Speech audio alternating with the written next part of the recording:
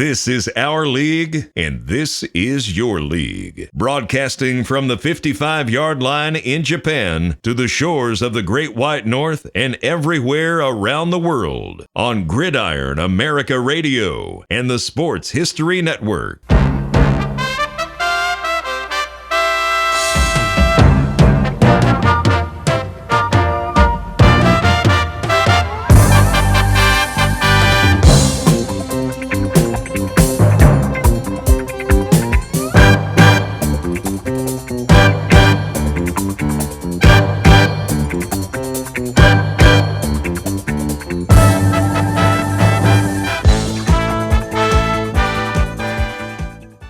Welcome, everybody, to From the 55-Yard Line. It is Fran and me, Greg, tonight, and we are going to be talking about. We're going to go around the leagues with Fran. Dave is not available tonight. Dave and I did.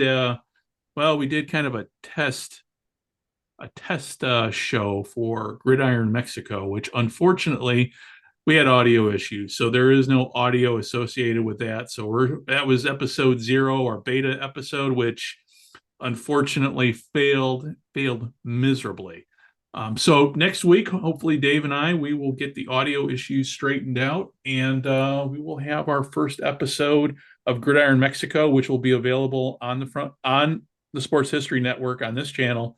And also on Gridiron Mexico, another little side channel that we're doing. It's experimental radio. So, all right. Hey, Fran, with all that said, how you doing, buddy? I'm doing good. Nice to be back doing a podcast for the first time in a long time. Yeah, I've been bouncing around doing different things, juggling different work schedules around, but I'm excited to give some fans some good information and good interaction with you as always, Greg. Cool. No, I appreciate you sitting down with us. And as we're talking, I've got in one corner here in my office, and this is not a live stream today. But as we get deeper into the year, we're going to be doing a simulcast both on Facebook and YouTube. Like I said, I'm in the process of working that. I'm old and I'm in my 50s, so it takes me time to kind of figure everything out. But I think I've got it pretty much nailed down. We've done a couple test streams, and those seem to work out. It's just a matter of finding the right provider, which I have, but it just, I'm still shopping around and experimenting. So, and in the future, Fran will be on camera. I'll be on camera. Dave will be on camera. And whatever guests we have will hopefully also be on camera. So, as long as our work schedule is going to combine, you never know who's going to be able to be around. But we'll figure that out. That's true. And, I'm sitting here on the other side of the world. So it's not even, for me, work is not, knock on wood, is not an issue. Because I'm retired, and I had to retire before age 57 due to the nature of my job and the requirements that went with that. So, but yeah, no, the thing is, being here in Japan, with work schedule, actually it's conducive with work schedules because my mornings are your evenings. So this does work out. But yeah, no, I understand what you're saying about with the work schedule and everything. So, and also too, we got a time change coming up here this weekend. So, that's going to impact our recording scheduling a little bit. So, but with all that said, hey, without further ado, let's go around the leagues, Fran. What's been going on since last we talked? Well, we'll go back and start 2 weeks ago. We'll start with the National Cross League in partnership with GF Sports Entertainment, Senator Sports Entertainment, announcing the launch of Ottawa's newest franchise, the Ottawa Black Bears. The Black Bears will play the 2024-2025 NL season, and all home games will be played at the Canadian Tire Center, home of the NHL Ottawa Senators. Ottawa is an incredible market with established fan base. Major League Arenas NL Commissioner Brett Flood said, "This is an immense opportunity for our league to fortify our roots on the National Capital Region, the partner with sophisticated front office and the Senators. We feel this relationship will be a terrific success and excited, confident in short-term and long-term positioning of the Iowa Black Bears."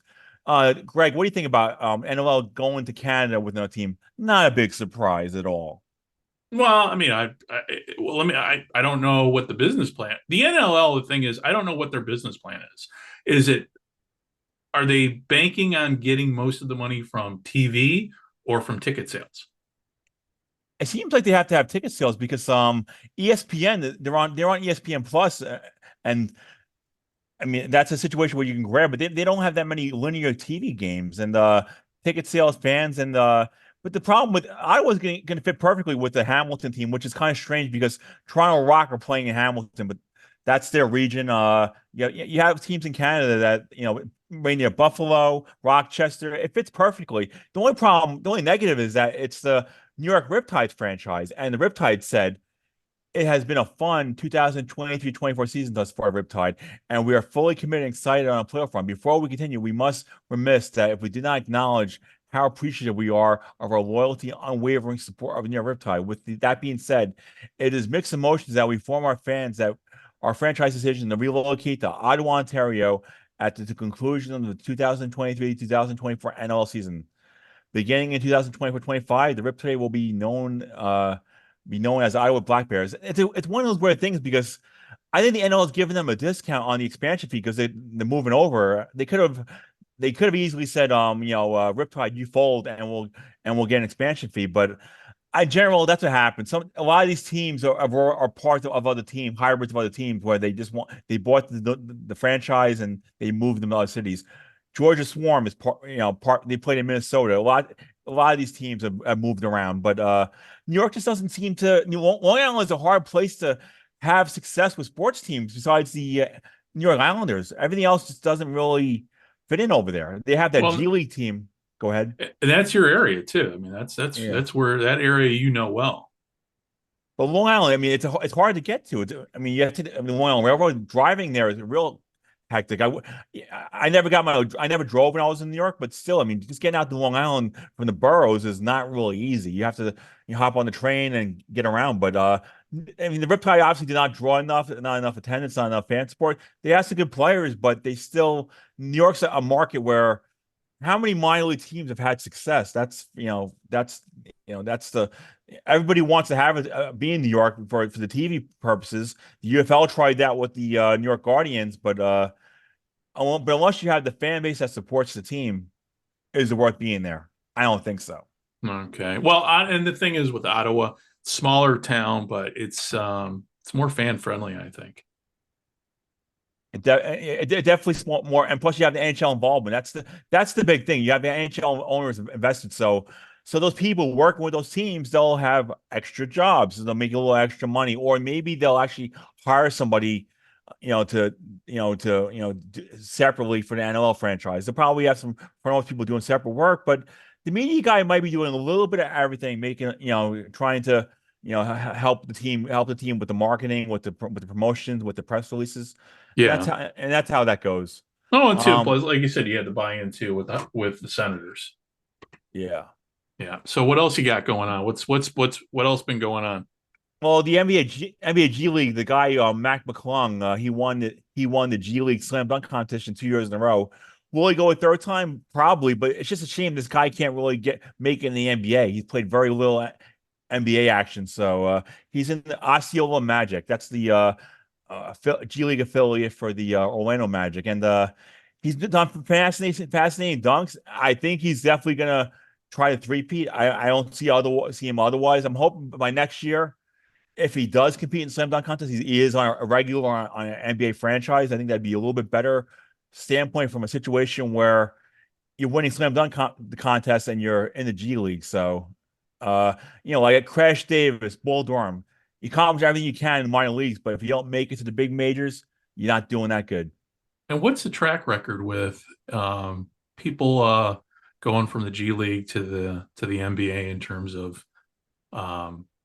is it truly a developmental league, or is it definitely is, because players are moving back and forth all the time, and a lot of them are owned by the team, so the teams get to have their own systems in place. So, and sometimes players sign both contracts, and then sometimes players get injured and they practice down there. Believe me, now that Phoenix has a G League franchise, every single team has an affiliation. So it's obviously working to a degree where they can draft these guys in the second round, and then they can get playing time in the G League, and then they can develop their skills. It gives places for players to play and develop. Okay. Yeah, because when it comes to the G League, I mean, there's a team obviously in Chicago, but the Bulls are kind of like, the Bulls are people have completely forgotten about the Bulls. So in terms of the G League, I mean, I don't think I've ever seen the G League mentioned maybe one or two times on the Chicago news. So no, I was just curious, just in terms of how their business model is. But all these teams are financially supported by the big by the uh by the NBA. So for them, they lose money, they lose money. It's a developmental league. So Well, at least they do a good job on social media because in my week around the leagues, you always see the videos of players of the week, this top 10 plays. They really do. That's the one thing. If you're gonna have a league, you gotta do a good job on social media. You gotta have videos and highlights and do all these other things. You gotta make it sound good because Major League Rugby, I wanna give it more videos and action, but they don't do the top 5 plays. They have a rugby show on FS2, but they don't really do enough to. They should show some of those amazing laterals and plays. But at least the G League, they're run professionally on Facebook with their game highlights and videos and player profiles. I always find a plethora of stuff I can use for around the leagues every time I'm putting my column together every week on the NBA G League. okay. And so what else happened over there in America? Well, last week, Major League Soccer and the U.S. Soccer announced 8 MLS teams, 11 MLS Next Pro teams will compete in the 2024 U.S. Open Cup. The 8 MLS teams will include the Houston Dynamo, last year's Open Cup champion, and the top 7 ranked U.S.-based teams according to the 2023 MLS Supporters Shield standings, other than the clubs playing in the CONCACAF Champions Cup: Atlanta United, FC Dallas, Sporting Kansas City, Los Angeles FC, Real Salt Lake, San Jose Earthquakes, and Seattle Sanders. And then the MLS Next Pro include 9 MLS affiliates and 2 independent clubs. So MLS, you got to do better than this. This U.S. Open Cup has been around since 1914. I know you're getting big time. I know you're getting big ratings and Lionel Messi, but the thing is, be humble. They rather get more money in these other tournaments and leagues, but I think all these teams should be playing in this league and let the little guy play against them. But the thing is, they want to have their own little empire. That's why they have MLS Next Pro. That's why they have and then they have the clubs and academies. They're trying to build this whole entire empire where it's all their thing. They don't want to deal with USL Championship and USL League One and all these other teams. They want to just be their big player. And of course, there is no relegation or promotion in the U.S. soccer leagues. None. Yeah, I think that's to me, that's the world standard. You have relegation, and that's kind of the magic of soccer. But without it, I don't know. I'm not we've got it over here. Our the second division team that I root for, they're going to be playing here this afternoon, I think. But that's what no man. That's kind of the magic of that game, is knowing that if you don't win, you're going to get kicked down a few levels. But so that's just my opinion. Well, the thing is, Major League Soccer, I just don't have the appeal for it. Charlotte's not that far from me, but at the same point, it's just so 3-hour drive is more of a 2-day trip in general to go to Charlotte in general for that. Right. But the thing is, they think they act like they're such big time. I like the underdog. I like the little guy. I tried to get a press pass for the Philadelphia Union when they were playing at the Link their inaugural season, and the team turned me down because we cover in minor league and independent sport, but they consider themselves the 5th major league. To a degree, they are, but the problem is they don't get the ratings, they don't get the sponsorships. They're buried on Apple TV, and people are buying it for one reason only: Lionel Messi. So okay, so let me ask you this: with MLS, what's attendance like? Attendance is good in a lot of markets and teams, but attendance is good, but the ratings are just not to the level where I expect them to be, as far as like millions of fans watching. But then again, their big thing is Apple TV, so all they need is many people buying it, and they're fine. So they have some games on Fox, but I don't know how many games are on there. So and ratings these days are so hard to even calculate all these. all the cord cutting these days. Oh Wow. yeah. I mean, just I'm watching now as we're sitting here talking. I've got the LFA game in the background, and it's all on YouTube. And ratings really is a number of a number of views. So that's pretty easy to calculate. But we are so splintered when it comes to how we watch sports. Well, that's a discussion we're going to have when we discuss the UFL later. When they play about their ratings, because a lot of people are going to be watching them on the apps, and those are not going to be recognized unless the league, unless those sites share that, and those sites, and ESPN's not going to share that, Fox is not going to share that. So people are going to be, their defenders of the UFL are going to be saying, well, they're doing better than people realize, not even knowing the facts for themselves. So, oh yeah. I mean, that happened last year. I mean,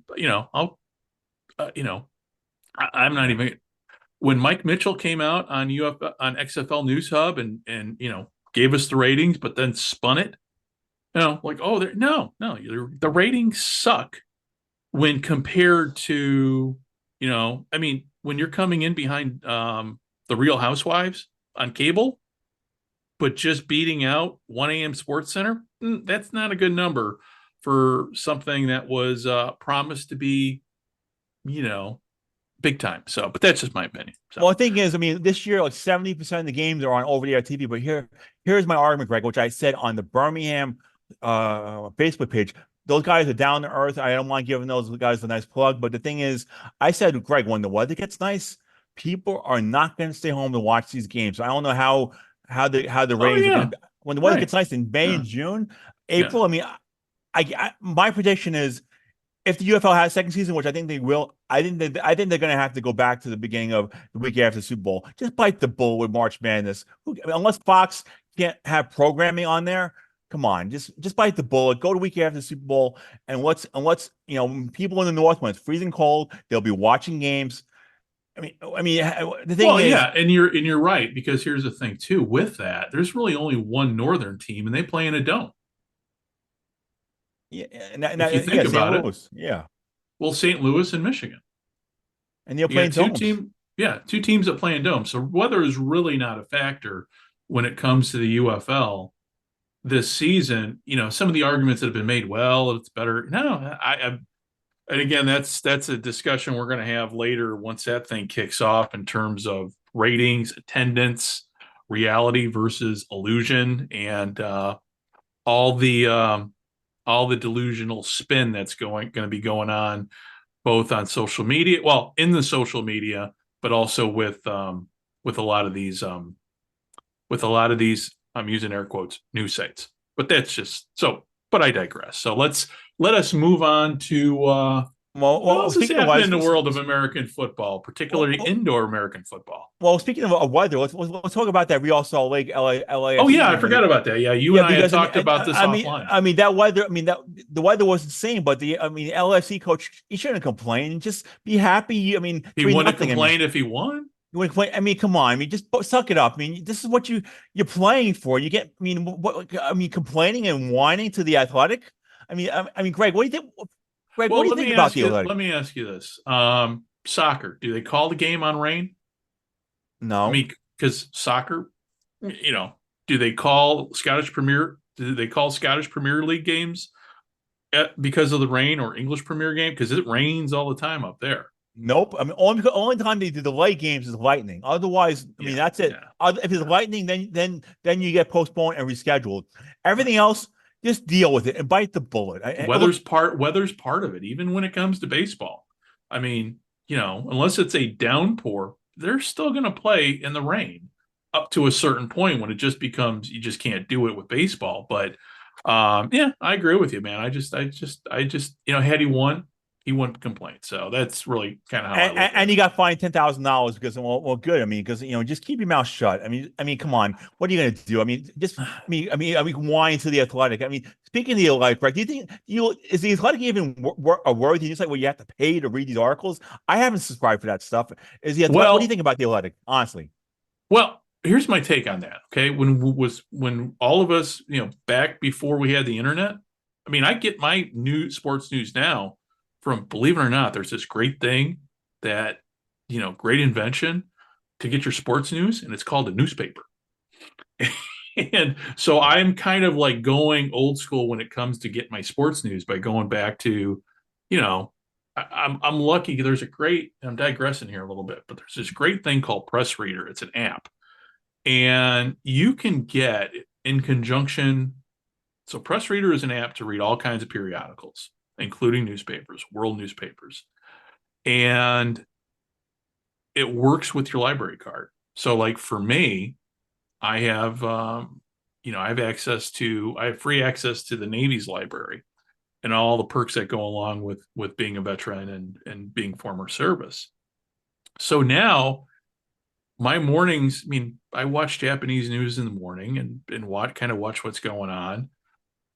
But when I'm watching it, I'm sitting down reading the actual newspaper. It's on my iPad, but it's the actual physical a copy of the physical copy.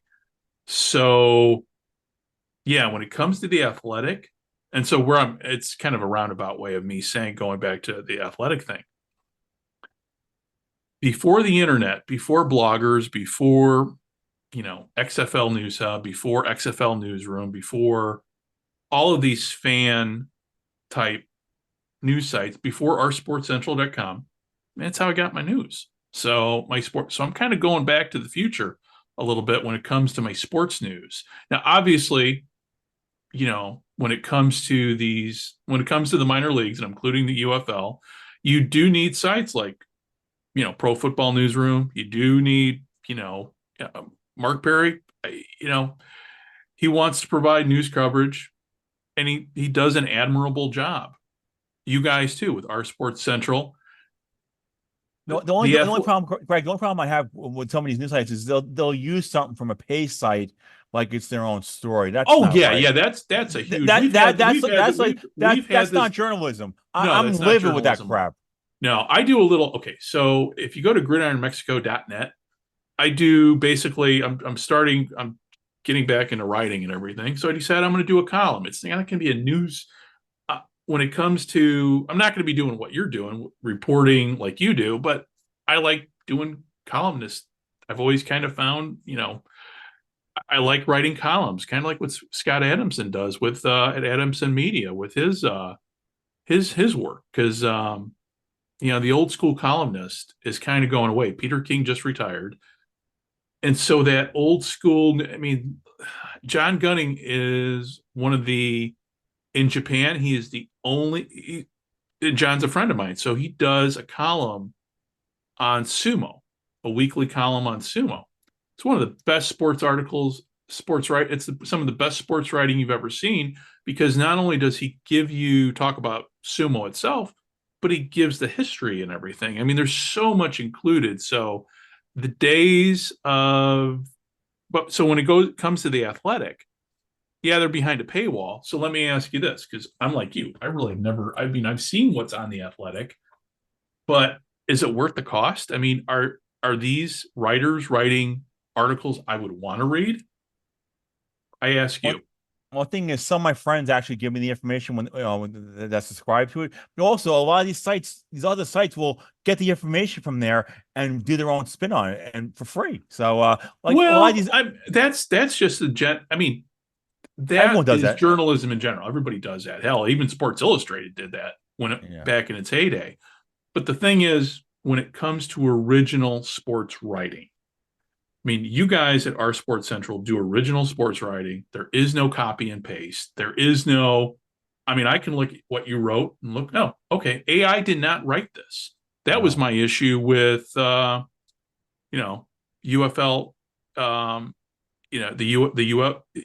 When I started looking at the UFL coverage on SI, I'm like, is this AI or is this human? I mean, it was hard for me to tell. And the reason why I had the conversation with that, I go, the people, SI had issues with AI creating articles. So hopefully they're going to do better as we move forward and give people a written product that they would want to read, kind of like the Sports Illustrated that we grew up with. You wanted to read those articles because those articles mattered. And I'm going off on a tangent here about sports writing, but when I read articles from Scott Adamson and John Gunny, okay, their columns, they're worth reading, they're worth saving, they're worth, I mean, every word that is written down there is original, and they know their subject matter.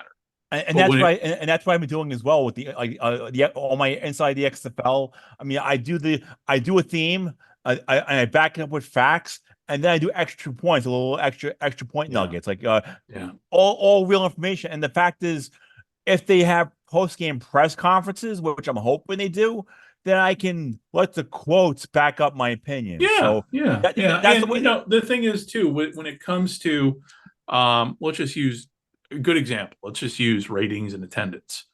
When you look at the ratings and attendance, you're going to call it as you see it. You're not going to spin it going, oh, but these are great numbers. They're don't ignore what you're looking at. Believe what I'm saying. But you guys aren't going to do that. That's what real sports writing is all about. Calling it as you see it. And if it looks like shit, it looks like shit. But I'm not And gonna, if you, I'm not gonna defend it. I mean, I'm not gonna say, well, it's all streaming nerves or bet. I'm not gonna be whatever it is. It is. I'm not gonna like defend this and say, the weather is not. I mean, Fran was right. you're not gonna Baghdad Bob it, if you know that reference. If you remember that Yeah, reference. yeah, I When know it. when we invaded Iraq, they the spokesperson for the Iraqi defense ministry was out there. Hey, we're doing a great job. We're beating back the enemy, when you can see in the distance American tanks. So it's anyway. I'm going off topic here. Let us move on To while the we're on the WNBA. subject of football. Oh, go ahead. Well, No, go ahead. No, we'll which go to one did you WM. want We'll to? go to WNBA. Caitlin Okay. Clark. She's gonna be the real deal. She's coming out this year. She could have stayed in college another year, but why? She accomplished everything she wanted to. I mean, she's gonna be the #1 pick in the WNBA draft by Indiana Fever.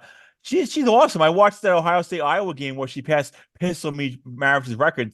People just come on. Can you give her a little bit of credit? I mean, I know Pistol Pete didn't have a 3-point line and other things. It's still an accomplishment. People are fighting like crazy on Facebook, men versus women. Like it's still an accomplishment. It's done differently, but come on, just I mean, but she's the real Gender deal. does not matter when you're shooting from the outside. Plain No, and it doesn't. simple.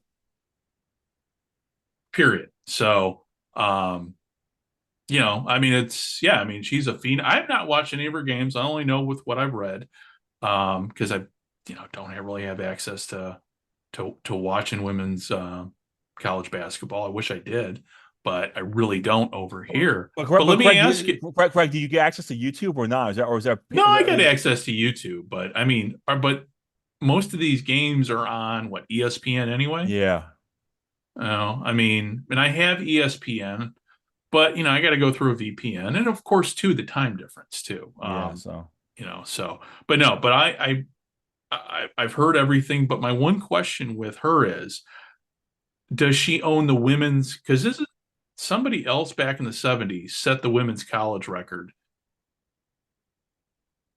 but Caitlin has not set the women's college record, right? I'll have to look into that.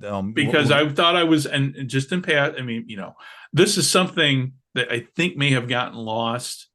And it's where I always say history matters. And I think, again, after we finish up this talk, but if I remember correctly, and I saw this on Facebook of all places, so I don't know whether to believe it or not, but somebody had pointed out that somebody back in the 1970s at one of the smaller colleges, and when it came to women's sports, women's sports was never the same level of as men's, especially back in the 70s. So, in fact, the NCAA did not even support women's sports, especially basketball, up until I forget when. But back in the 70s, Michael McCambridge wrote a great book called about sports in the 70s, and he covered the topic of women's basketball, women's sports in depth. So, let's next time we talk, hopefully we'll be talking more about her. But yeah, I'd be curious to know if she actually has the women's college basketball record, because I don't know if she does or not. But with all that said, that takes nothing away from what she did. I mean, why are people getting upset? Is it all like on social media? Is it all, for lack of a better term, is it all the angry white dudes that are pissed off Yeah, about yeah, that's her? why. That's what it seems like. It's still a tremendous accomplishment. She just passed Steph Curry's record tonight with the most 3-point shots ever made. I mean, Yeah. the thing is, she's the real deal. We're to a point where it's going to bring so many people to watch this stuff. It's going to bring people. I mean, people are going to. I mean, if I ever go to Len again for a sports trip. I mean, I don't even know if I'm going to be able to get a press pass. The hype is going to be through to the roof with her. I mean, Yeah. it's going to be similar to Lionel Messi to a lesser degree, but Right. the thing is, any place she plays, fans are going to want to see her play in those markets. I And mean, is she going pro next year, yeah, or she is number one pick. Yeah, has she said she's going yeah, pro? yep. Because I mean, I saw an interview with her, or I think I was listening to Dan Patrick, and she had another year. Like, it made it the way it seemed to me was she was contemplating just staying another year at Iowa because she had it good. Yeah, but she's getting all these sponsorships, and she's gonna be able to bring a lot of stuff as well. Plus, she accomplished everything she wanted to. Well, the one thing I Well, hope it happens, I hope she gets to the Final Four in the tournament. I mean, that's what the ESPN would love to go gaga over, because everybody's gonna be watching. They're gonna get record ratings if she gets to the. oh yeah, Yeah, I yeah. mean, the thing it's fun. The thing is, it makes the WNBA's moving, doing a little bit better. They have a team in Bay Area coming. I mean, the Las Vegas Aces have sold out all the season tickets for first team in WNBA history to do that. Their expansion, well, we'll see what happens.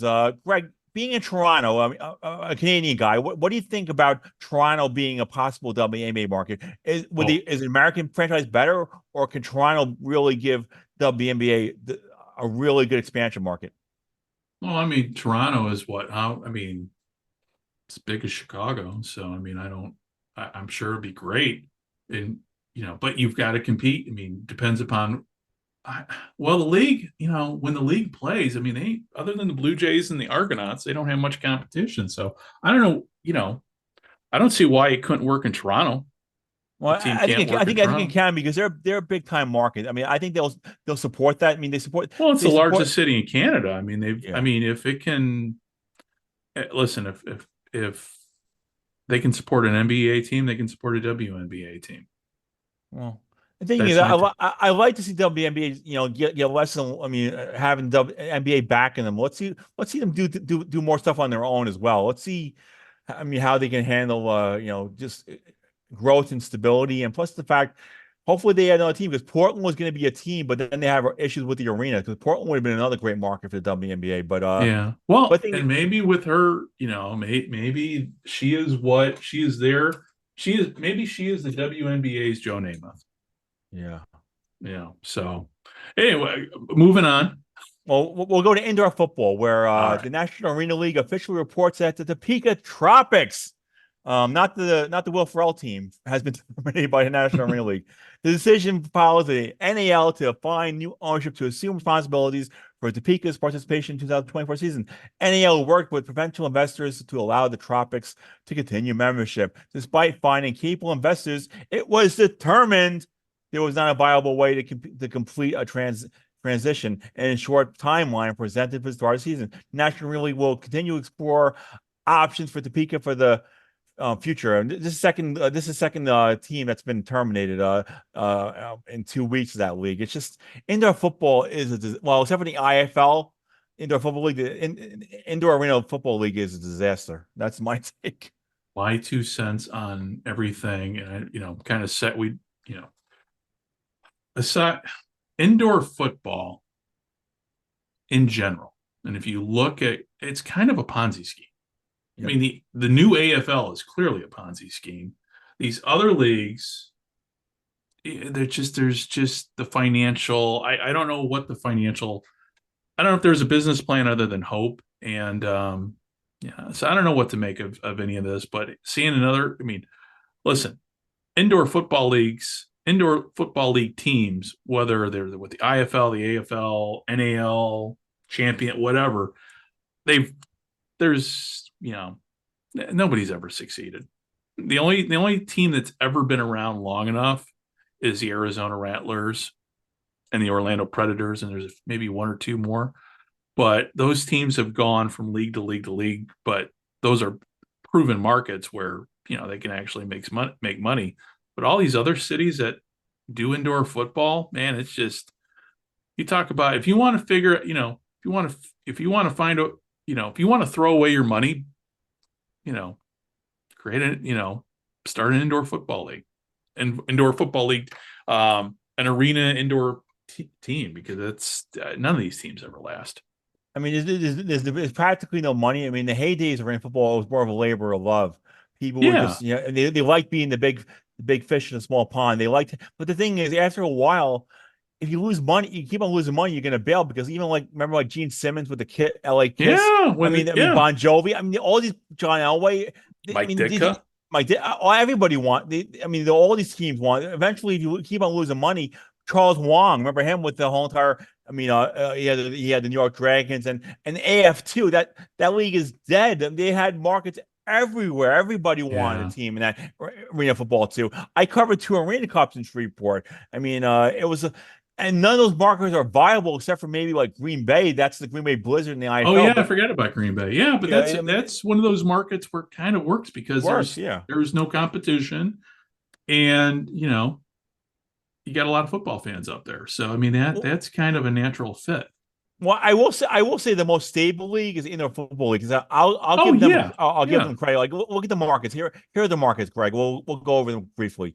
Arizona Rattlers, the South Korean football team, they're doing well. Bay Area Panthers, that's still San Jose market, good place. Dakota Bucks, Bismarck, North Carolina, that's there ain't much to do up there in the winter. So yeah. Duke City Gladiators, that's a weird one, because you would never think that's Albuquerque, New Mexico. Right. Briscoe Fighters, that's still like the Dallas market, but still good. We made Blizzard, another Midwest, a lot of Midwest teams. Iowa Barnstormers, that's the arena football team. Jim Foster invented the league, and he owned he had a team there for a while. Kurt Warner played there, and their legacy continues. That's Jacksonville Sharks, a newcomer. They decided to go for this league, and they'll be good. Massachusetts Pirates, that's a weird one. They moved from the they're being Lowell, Massachusetts. Northern Arizona Wranglers, that's Prescott Valley, Arizona. Quad City Steamrollers, Moline, Illinois. San Antonio Gunslingers, that's Moline. Yeah, the Moline. Yeah, no, it's okay. Yeah. It's I'm from that area, so it's like, oh, that's Moline. Sorry. And the San Antonio Gunslingers, if I ever go down for a UFL game again, I can hit up the Gunslingers. That's a good market for us. Yeah, I forgot about Quad City. So I mean, those are mid-size. They don't have a whole lot of competition. And then we have we have San Diego Strike Force, which is the San Diego market. Super Bowl Storm, that's the team that dominated IFL forever. Yeah. Tucson Sugar Skulls, Tucson, Arizona. That's a good, there's nothing else. Tulsa Oilers and Vegas. Everybody has a team. Vegas Nighthawks. The thing is, Greg, why does every single league on this planet want a team in Vegas? Because Vegas is where the money's at. Yeah, every single league has it now. Yeah, it's just a matter of time before. I mean, we got when's the NBA team coming? So they'll be coming there soon enough. I mean, Major League Baseball. I've seen the rendition for that ballpark. I'll see it when I believe it, Craig. Yeah, come on. That thing looks like a damn. Come on, that's like a. I agree with you, but with that said, it's Vegas, and Vegas was built on entertainment money. So, but maybe, but I don't. Who knows? And obviously, when it comes to Major League Baseball, you've got my White Sox. Even though I'm a Cubs fan too, I'm a fan of both teams. But you got the White Sox looking at moving several blocks north of where they're at. Well, and moving into the South Loop, and who knows if that's going to happen. The $50 million question, Greg, is: are any of these leagues going to expand? Will the NHL add more teams? They still have to figure out what they're going to do with the Arizona Coyotes. Yeah, they're going to expand. You just got to give it time. But yeah, in terms of the Coyotes need to move, because where they're at now. And I don't know the full Arizona State. It's like 5,000 stadium there in Tempe. I mean, but Arizona. There's actually a choice of stadiums, but the way, they were in Glendale, but then they were, the way, I don't know. I don't know what to think of Arizona, because it can support a hockey team, because when you win, people show up, but when you're not winning, people aren't going to show up. So I don't know I think the easiest answer is just move the team. move it up to Salt Lake City, move it to somewhere where at least now, for at least the foreseeable future, they're going to have fan support. But Well, we'll it's see. just crazy that some of these, like, remember Kansas City, they were built for an NHL team. They never even got one. Now that's just basically a college basketball arena. I mean, Kansas City was built for NHL. It's funny how these cities, like Pittsburgh, was so close to being, moving, but then Mario Lemieux saved that franchise, and now it's just funny how all these NHL teams. Winnipeg is now struggling tennis wise. People are saying Well, Atlanta has is it part of it just the price of tickets? it's so expensive. Yeah. Hockey is just, I mean, that's why I don't go to unless friends invite me to games. I'm not going to spend money to go to Carolina Hurricanes games. It's too No, it's expensive. I just don't yeah, no, like yeah, it's $100. just I mean, the park you pay like a fortune just to pay with parking. How they get you now, Greg, is what the situation. If you pay ahead of time, it's cheaper. If you pay a day of the game with parking passes, you're paying through the roof. So it's like, yeah. I mean, I like I wish there was a minor league hockey team closer to where I'm going to. I mean, the closest team to me is Fayetteville. But I'm not going to drive 72 miles, every that much to see a minor league hockey game because it's just gas prices. They're still sky high down here. It's just so. It's Oh like, yeah, yeah, I mean, yeah. as far as like having teams in my market, I have the North Carolina Courage. I can cover National Women's Soccer League. I have the USL Soccer Championship, North Carolina FC. I'm covering tomorrow. But I have team. I mean, as far as like traveling for driving for other games and teams, it depends. Like if we're a cross league, I'm willing to go to Charlotte for that, Carolina Chaos game just to get out there and do it. But the thing is, I'm not going to be going out of my way to go to Charlotte that much. I may go to Right. Charlotte I'm probably going to go to Charlotte when Tennessee plays NC State at Bank of America. That'll be fun. That'll be a fun game to go to. Hopefully, it'll be a night in September because I don't want to deal with noon heat in the South. So we'll see how Right. that goes. Well, But and that's something that all these leagues. I mean, they got to make money. I mean, they're not into they didn't go into business and start these teams to lose money. So it's making money. It's just, but if you don't price your product in reach of the average fan, or you don't have a product on the field or the ice or the rink or wherever that people want to go see, yeah, it's a tightrope. So, hey, let's move on here. Let's talk about another league here that I really don't know much about, and that's the National Lacrosse League. well, National Lacrosse League, I mean, they're in good shape wise, and they have a team in Ottawa. They're doing pretty well. And that's, I mean, they're gonna have a team in Ottawa next year. The thing is, Right. the TV penetration. It's more ESPN Plus and TSN. So that's the thing is how I feel like this. If you're gonna have your playoff games, you gotta get them on TV. You gotta get them on linear television so people can watch. I mean, you gotta have them on a channel people can actually watch and follow because, I mean, you can't be buried behind a paywall for a championship game. You got to be on Oh, right. ESPN Yeah. two. I mean, the thing that pisses me off the most, Greg, is that I don't know why ESPN News doesn't get all those weird sports leagues because in the past they used to put them on there all the time. You used to get CFL games, you used to get all these games on. If ESPN News is not being used properly, you might as well at least give it those Yeah. weird. No, I agree with you. Even Major Arena Soccer League.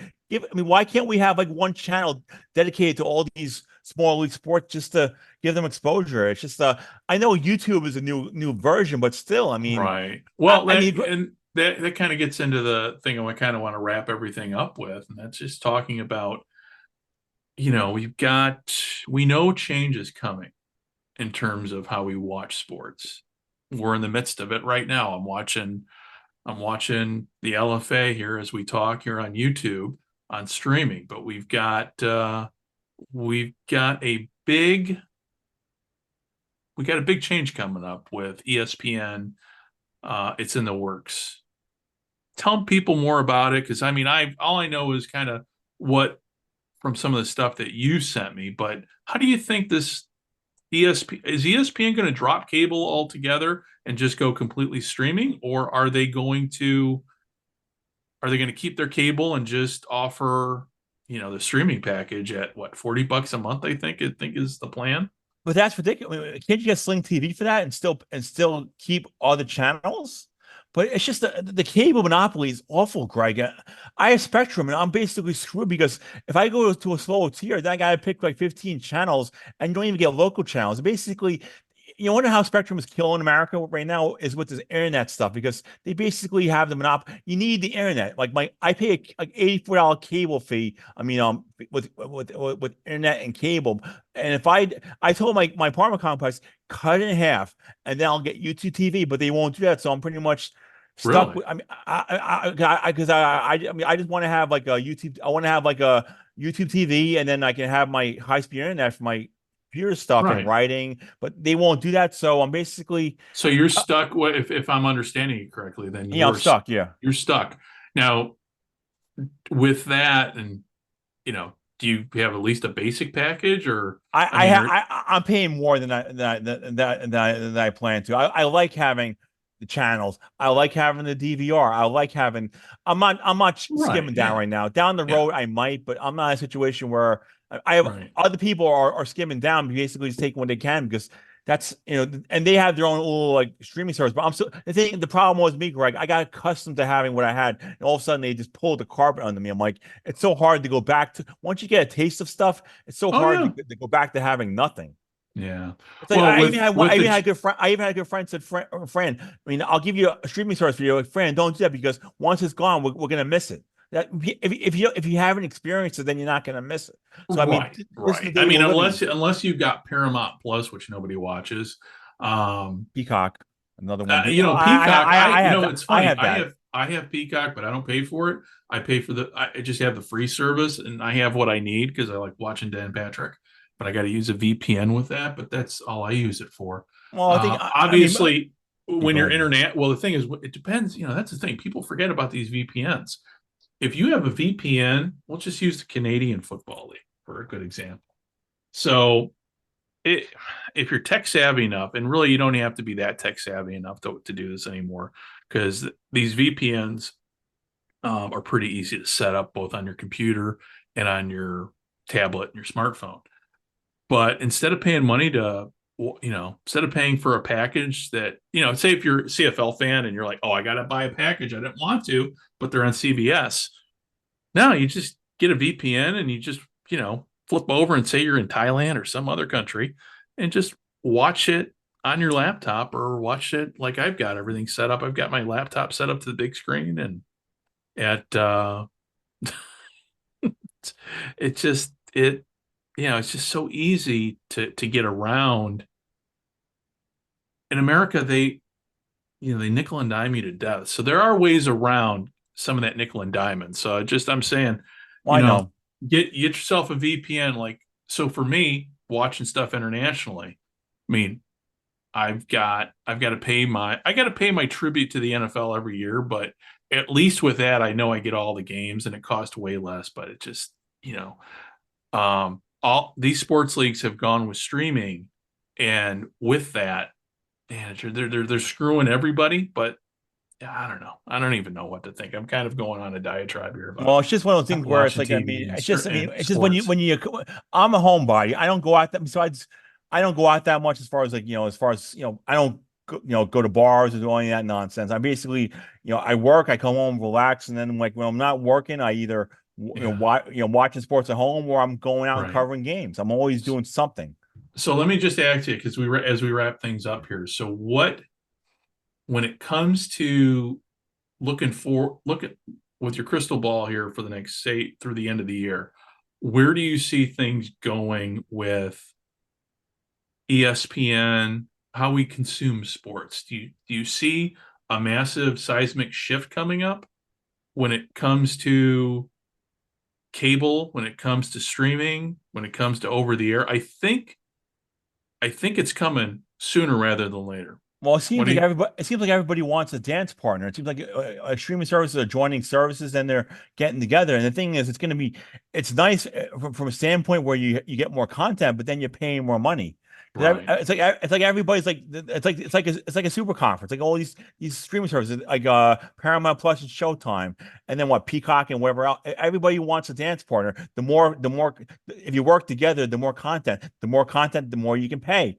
and then and then speaking of Netflix, what do you think about that Mike Tyson Jake Paul fight on Netflix? Isn't that weird, Greg? You think about that? You hear No, about the boxing no. I match? mean, Netflix is not is that's one of the last ones to, if you think about it, one of the last streaming services not to have live TV. So they're starting to go live TV. They see where they realize they're missing out on something, and I mean, Netflix, they just kind of, if you remember, not that long ago, they were on the decline with subscribers. So having live TV, I mean, Well, the thing is, I mean, you can have it, but at the same point, like sports bars are getting killed because some sports bars will spend the money for Amazon Prime and some won't.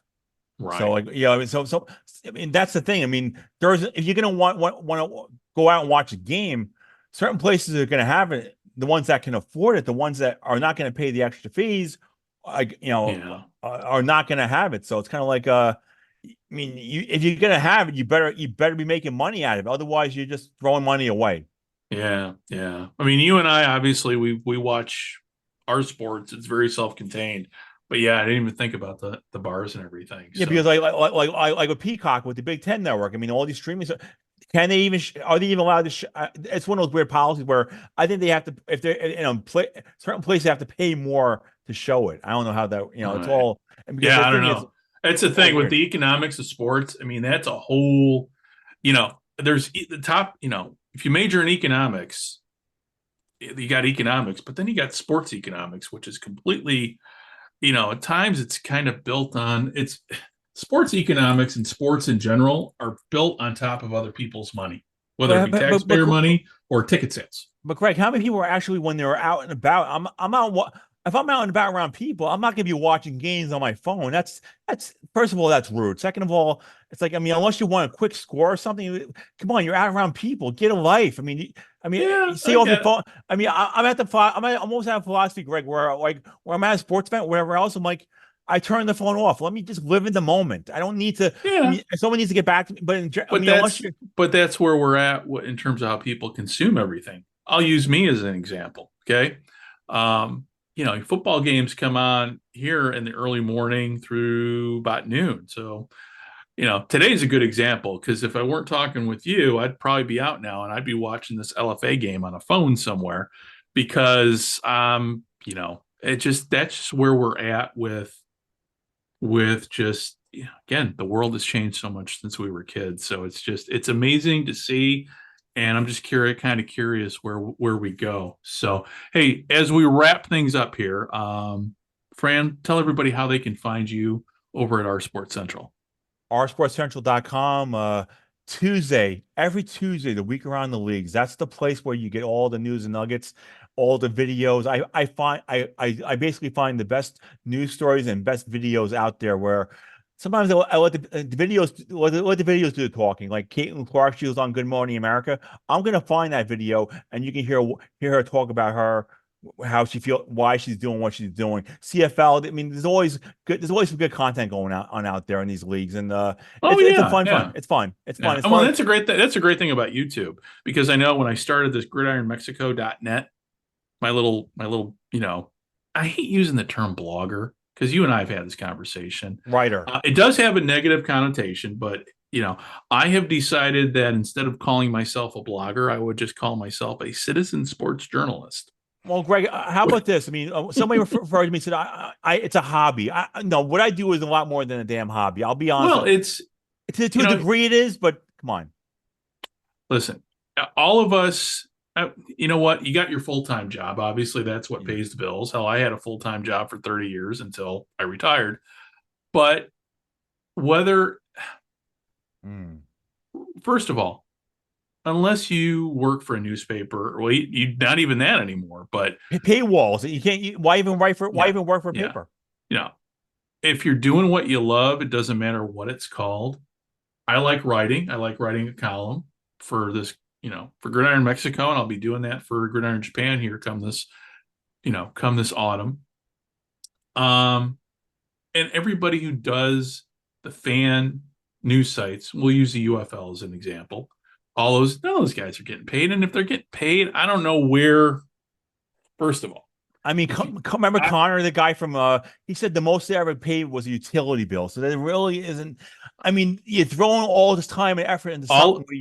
All of us write as fans because we want that's it's for the love of the game. So that's why when we sit and we talk about sports journalism, 99% of sports journalism now, especially covering the smaller leagues, is done by people that aren't getting paid anything, and we do it for the love of the game. You, me, I'll give you a perfect example. Like tomorrow, I'm going to cover a North Carolina FC game. I'm covering a North Carolina Courage game the following week. I'm getting a season press pass, so I get free parking. I get a media meal. I get game access, and I get so I'm basically getting like $100, maybe like $100 worth of stuff just for being at the game. Plus, I get fed. Plus, I write a story. Plus, and you always network. You never know who you're gonna be at. And right. Plus, as far as like these other things concerned, I mean, I've interviewed Billie Jean King, World Team Tennis. Bon Jovi, on the Philadelphia Sovereign football team. Kurt Warner is rookie year with the Rams. Now he's a Hall of Famer. So the thing is, I mean, I feel like I've done it to an elevated level where even like the Roy Lassiter, the Carolina Core FC coach, he led Major League Soccer in goal scoring the inaugural season. So it's kind of, I mean, it's one thing to do it, but another thing to do it right. And I feel like, and you got to do it right, and that's the thing. I mean, if you're just doing, I mean, like me, I mean, I was reading my column, some stuff I wrote, and there's some spin in there just because I'm excited about watching the LFA and the fact that it's not the UFL, and then I know it's a league I'm excited about, and I hope it'll succeed. But I write my opinion, and I kind of stated that up front. It's my column, and I'm giving you my observations. Whether or not I make nothing from it, and nobody from the league down in Mexico is paying me to do anything. I'm sure people are appreciative of me writing a column, and I'm not, there's a couple of guys with the Shady Sports Network that are doing an LFA podcast, and those guys aren't getting paid for it. They're doing it for the love of the game. And that's why we sit and we do this podcast, because we just like to talk sports. And it's great. At least I have a sports background. You have a sports background. Dave, the thing is, people have sports backgrounds. Well, I think, with that said, though, all of us are fans, and that's kind of the key. I mean, my sports background, other than playing high school football, but I'm watching stuff. I mean, and doing a podcast. That's kind of it. But I mean, David worked with teams. I worked for the Sports Star for 16. I mean, the thing is, that's as far as that's concerned. But the thing is, it's fun. But the thing is, as long as you have a site that's reaching people, you just can't create a site and all of a sudden be a journalist. That's the one. That's where I have. Well, and that's something. That's the problem I have. Like, I mean, people. I mean, you can't just say, a new league. That's not how you get into journalism. That's not how the thing is, a lot of people are just worried about clicks and likes, especially with podcasts and click and like that. I never ask people like and subscribe podcast to like or subscribe. We got a little Facebook page. We got a YouTube channel, which it's at Gridiron America. For what we do with the live streams, Sports History Network. You can find this podcast, the audio portion of it, exclusively over at the Sports History Network there. But, even, the Sports History Network, I mean, it was created for the love of the game, for the love of sports history. And that's why we do it. I mean, and everybody, and that's who was I talking to? Yeah, I was talking with somebody online on Facebook. I go, really, when, there is no, we're all kind of one team, one fight. And it's, that's kind of the nice thing about being a CFL fan, because it's always about the league first. And hopefully you're going to start seeing that with the UFL. And we're starting to see that people are starting the league first, one team, one fight. But in the end, we're all sports fans, and we all want to see our leagues, whether they be, whatever team, I'm glad, like with the UFL, that the leagues have merged. So there's none of this XFL versus USFL stuff, even though there's bitter feelings, but I don't know. I don't really quite understand. Well, Greg, it burned me out covering both at the same time. That burned me out covering. I was covering both the leagues last year, and it kind of burned me out a little bit. Well, and that's the thing. Sometimes, we do need to take a break, taking a break from sports too. So this is like the time of year where normally we would be like, okay, we'll check back in with football, come April, look at the draft, and then we'll put it off, and But sometimes I think too, and, again, I'm watching. Let's see here. Tijuana just scored a touchdown here, so we got the LFA in spring, which is great.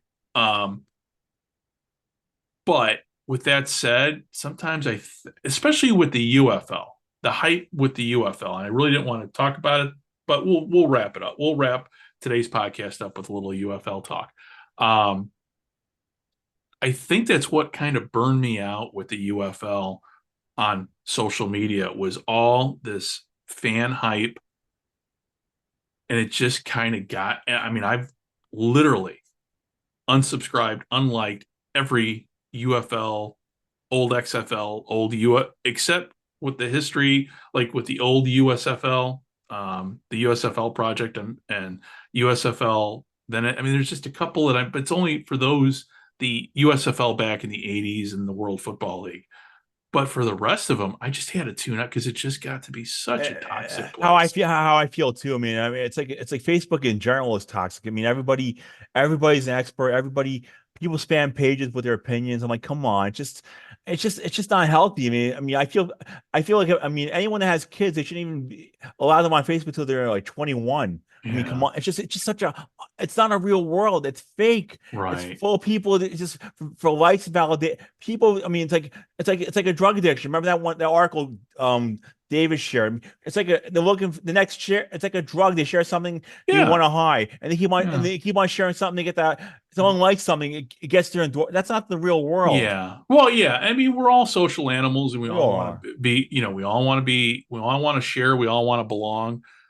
But yeah, now the UFL stuff it was drowning out other things that in my life that like other things, my other interests that I have outside of sports. So it's been nice that I've taken, like I said, I'm like, I don't know if I'm going to do the UFL. We'll talk about it, but whether I'm going to invest any time and energy into watching it when I can watch the LFA down in Mexico for free, because with the UFL, I live in Japan, so obviously. Despite what all I think it was last year. Oh yeah, with the XFL, and this is, I went on Player 54 podcast to talk with Michael Throp, talk about, the XFL following in Japan. I'm like, there is none, because, it's just sometimes if I got to jump through a lot of hoops to go watch something that I really, I'm interested in, I'm not going to watch it. And that's kind of what's kind of going on with the UFL this year. If I got to jump through a lot of hoops to configure my VPN and everything, yeah, probably not, because I can just turn on YouTube and watch the LFA, and I got my football fix for the week. Well, I'll cover it. I'm still going to do a column, Players Week Power. And the thing is, I just feel like, there's more. I'm covering so many other sports leagues and teams, so I'm not going to go. I have soccer leagues to cover. I'm covering lacrosse. I may cover rugby next month. Right. I'm tackling more stuff. Yeah, and those leagues are going to be around a lot longer than the UFL is. Yeah, that's the other thing too. And these are sports, when it comes to the women's, we'll just go through, lacrosse, women's soccer, women's just everything. Those leagues have proven to have a lot more staying power than spring football, whether it be the indoor variety or the outdoor variety in America. Why it's, and that's the thing. It's still kind of, when it comes to the LFA, it's like, this league's been around for a little while. So, and they've got some marketing going on. So, so with all that said, hopefully people next week, because hopefully Dave and I will be doing our first episode covering the LFA, talking about this week's games and last week's games that we talked about. Dave and I talked about yesterday, but when I got the audio back, I'm like, oh, where's Dave's part? Like, oh, so weren't able to kick that out yesterday. So, but with all that said, Fran, some final thoughts here before we let everybody go. Well, just enjoy sports. Be a fan. Let the league figure out how to run things. Don't think don't have knee-jerk reaction. Just enjoy the sport. Don't get sucked into this business side with the ratings and the attention. That's what Facebook is really. I mean, just enjoy the game. Don't worry about. I mean, it's not your money, so why do you care? You're not investing in this league, so don't act like you're spending millions of dollars in this nonsense. Yeah, act like when it comes to that, I agree 100% with you, because listen, if the people that are UFL fans are also NFL fans, they don't get hung up on ratings and they're more upset about Taylor Swift and all that stuff. So, but yeah, no, just enjoy it for what it is. And I mean, if you don't live in Michigan, don't complain about the attendance. Enough. You don't live. I mean, these damn fans go spamming every page complaining about attendance. Well, put your money where your mouth is. Go to a game. Don't complain about something unless you're not gonna. And if you're watching, I mean, come on, enough said. I mean, if you're gonna complain about something, you better be at games. I don't want to hear you behind a keyboard.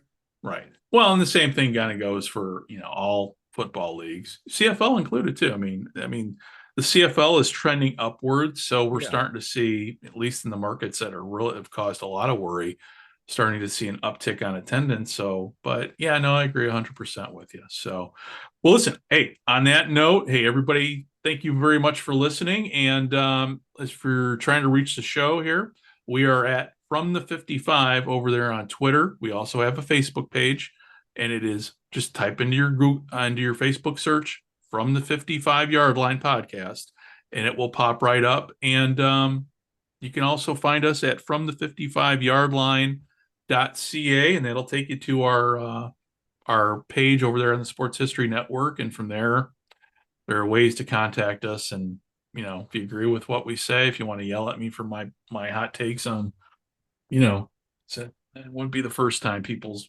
message me going, hey, it's unfair for you to say that about. No, it's my opinion. So we're not a news site. We're just kind of a bunch of guys sitting around here. We're fans. We're like talking about sports. And hey, feel free to disagree with us. So on that note, Fran, on behalf of Fran, Dave, and myself, thank you very much for tuning in. And hopefully, Fran, hopefully next week we'll be back. It's been a couple weeks since we did Around the League. So hopefully next week we'll be doing another Around the Leagues. Hopefully work schedules allow that. So with all that said, thank you very much for listening. And we will be talking to you soon. Bye-bye. This is Billy Stacy of the St. Louis Football Cardinals, and the Cardinals are charging.